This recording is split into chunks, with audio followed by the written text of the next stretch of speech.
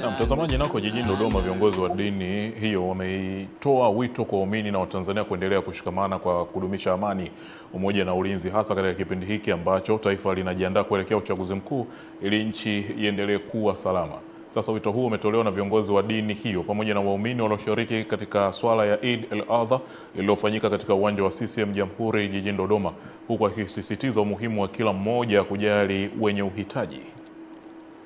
Ama katika suala zima ambalo tunasisitiza ofisi ya Mufti ni kuwa na subira. Subira ni kitu muhimu sana. Katika kipindi hiki tunachoendelea nacho, tutakutana na mambo mengi sana ambayo yatatufanya tughadhabike. Mwenyezi Mungu Subhanahu wa Ta'ala anamueleza Mtume Muhammad sallallahu alaihi wasallam katika kusisitiza subira.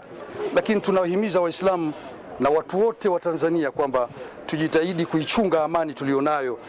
Hii ni neema ambayo Allah ametupa. Baadhi ya nchi hawana neema hii. Kwa hivyo Mwenyezi Mungu atujalie tuilinde amani tulionayo, na Mwenyezi Mungu atupitishe katika kipindi hiki cha uchaguzi tukiwa na amani ya kutosha na utulivu.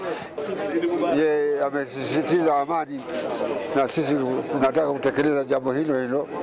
Sisi sote tutekeleze jambo hiyo kwa nguvu zaidi, kwa sababu tunaenda katika uchaguzi, na siku ya uchaguzi isiwe ya fujo.